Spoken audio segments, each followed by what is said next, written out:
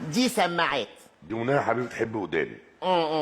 لا دي دلوقتي بيكا هيلبس السماعه دي وهيبقى مش سامعنا، وانا هسالك عنه شويه اسئله وعايزاكي تاخدي راحتك في الرد على الاخر يا سوسو. طيب. وما تقلقيش هو مش سامع حاجه خالص. كويس. شغلوا له بقى حاجه من اغانيه اللي بيعملوا فينا يطلع عليه. سامعنا يا حمو؟ حمو لا ده مش معانا خالص، ده راح في حته تانية. طب يلا، ايه اكتر اكله حمو بيلغوص نفسه فيها وهو بياكلها؟ المكرونه الاسباجيتي. بيلغوص مكرونه سباكيتي؟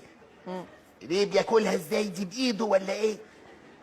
لا ما بيعرفش ياكلها. يا حياتي. طيب مين ممثله بيعجبه شكلها؟ ممثله؟ امم ما كلهم حلوين. بيعجبوا كل الستات؟ اه. مفيش حاجه معينه يعني؟ لا كلهم حلوين. طيب حمو حسابه في البنك فيه كام مليون؟ مش عارفه. والنبي يعني مراقباه وبتطلعي الحاجات من تحت المرتبه ومن فوق الدولاب ومش عارفه البنك فيه كام؟ لا قولي وبالنص. مش عارفه. طيب انهي حته في جسم حمو بيغير منها؟ رقبته. يا وعدي. طيب حمو بيعمل فتله ولا موس؟ مش عارفه. مش عارفه. تفتكري ايه؟ ملمسه فتله ولا موس؟ لا موس طبعا.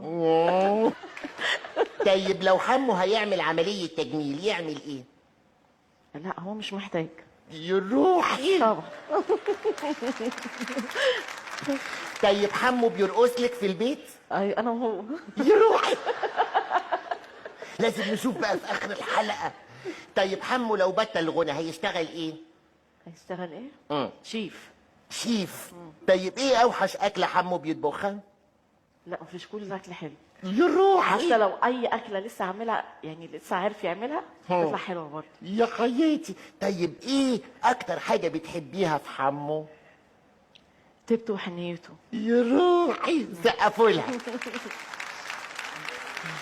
يلا خلاص كفايه فضايح كده، رجعوا بقى حمو للحياه.